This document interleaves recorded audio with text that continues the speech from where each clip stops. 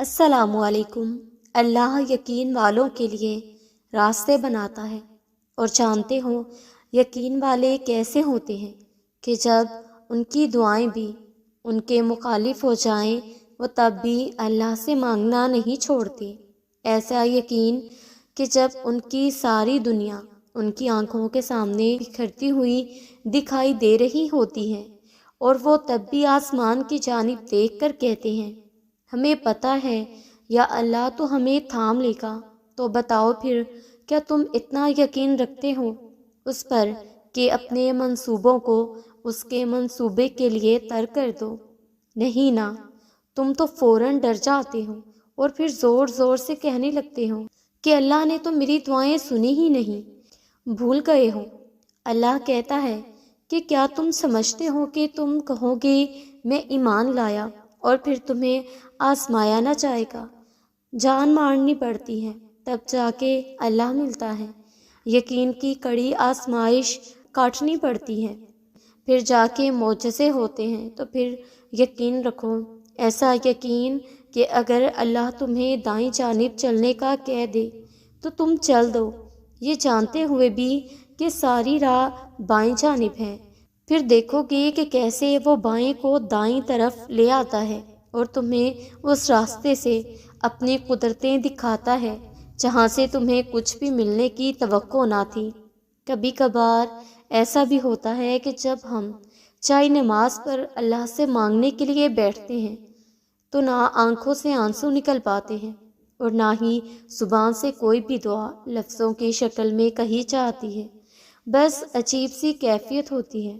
دل تو تب چیخ چیخ کر کہہ رہا ہوتا ہے کہ یا اللہ اب آپ کے کن کی ضرورت ہے، لیکن لب اس درد کو بیاں کرنے سے قاصر ہوتے ہیں، اور پتہ ہے اس لمحے تمہاری اللہ سے نہیں تمہارے دل کی اللہ سے گفتگو ہوتی ہے۔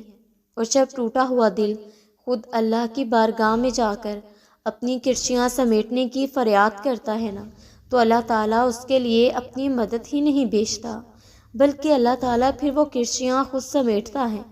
اللہ تب وسیلے نہیں بناتا اس کے لیے بلکہ اللہ خود اس کا وسیلہ بن جاتا ہے۔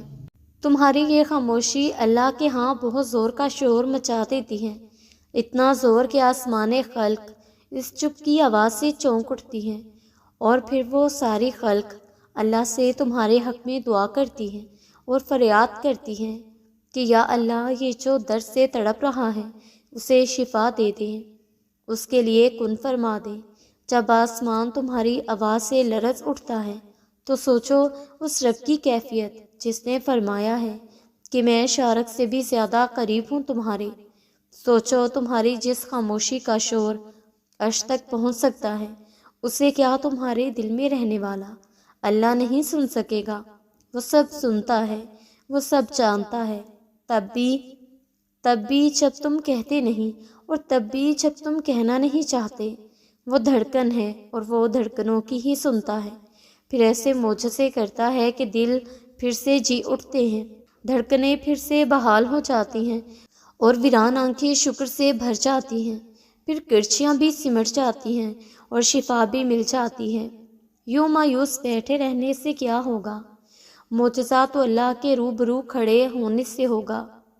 یقین کا دعویٰ کرتے ہو تو یقین بھی رکھو، یہ سوچ کر کیوں گھبراتے ہو کہ آگے کیا ہوگا؟ جانتے ہو کیوں یہ بے چینی تمہیں ستاتی ہے؟ تم جلد باز ہو، تمہاری جلد بازی تمہیں تھکاتی ہے، تم ہر بار نافرمانی کرتے ہو اللہ کے فیصلوں کی، مگر آخر میں اسی کی محبت ہر بار تمہیں تمہاری محبت سے بچاتی ہے، لیکن تمہیں ہر حفاظت سزا ہی نظر آتی ہے۔ تم دیکھتے نہیں پر زندگی تمہیں ہر ایک کی حقیقت دکھاتی ہے۔ جس نے سنا ہے تمہیں ہر مرتبہ، اس کی بس ایک مرتبہ سن لینے سے کیا ہوگا؟ کافی کر کے دیکھو اللہ کو، پھر تمہیں کچھ بھی نہ چاہیے ہوگا۔ اس کی چاہ کو چاہو، پھر وہی ملے گا جو تم چاہو گے۔ تم راضی رکھو اسے، پھر وہی ہوگا جس پر تمہارا دل راضی ہوگا۔ سب کا سب تمہارا، جب تمہارا کارساز اللہ ہوگا۔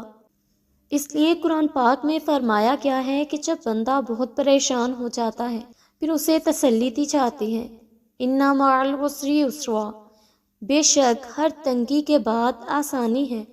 اللہ رب العزت کے سامنے ایسے گڑ گڑا کر مانگے کہ اللہ پاک آپ کے آنسوؤں کو دیکھ کر فوراً عطا فرما دے۔ حضرت ایوب علیہ السلام کو اتنی بڑی بیماری میں اتنے عرصے کے بعد جب صحت عطا کی گئی تو اللہ پاک نے پہلے سے بھی زیادہ نعمتیں ان کو عطا کی۔ حالانکہ وہ سب جو پہلے تھا وہ تو تباہ ہو چکا تھا، لیکن حضرت ایوب علیہ السلام اپنے رب کی طرف ہی شکر گزاری کرتے رہے، تو پھر اللہ پاک نے بھی ہر طرح کی نعمتیں عطا فرما دی۔ ہم نے بھی ہر حال میں اسباب کو اختیار کرتے ہوئے صرف اللہ پاک کی رحمت کی طرف توجہ کرنی ہے۔ انشاءاللہ تعالی اللہ پاک سب کے کام بنائیں گے۔